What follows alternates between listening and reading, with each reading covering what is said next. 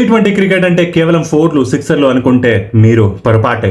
2024 కన్నా ముందు ఒకలా, 2024 తర్వాత ఇంకోలా అసలు క్రికెట్ హిస్టరీనే మార్చేసిన మన సన్ రైజర్స్ హైదరాబాద్ ఎలాగో తెలుసా? 2023లో ఇంపాక్ట్ ప్లేయర్ రూల్ వచ్చింది. అందరూ దీని ఒక ఎక్స్ట్రా బ్యాటర్ కోసం వాడితే ఎస్ఆర్హెచ్ మాత్రం దీని ఒక licence to Killa వాడుకుంది.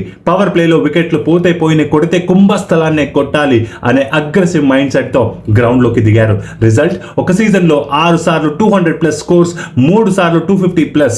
Travis head, Abhishek Sharma combination 188 strike rate తో బౌలర్లకు చుక్కలు చూపించారు.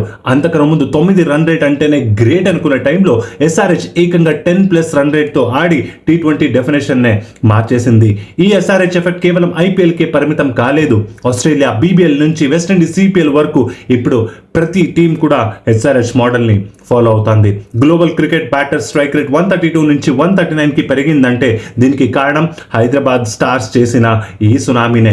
ఇప్పుడు ఇదే బ్రాండ్ ఆఫ్ క్రికెట్ మన టీం ఇండియా కూడా బేస్ అయిపోయింది. మన అభిషేక్ శర్మ దీనికి మెయిన్ గన్.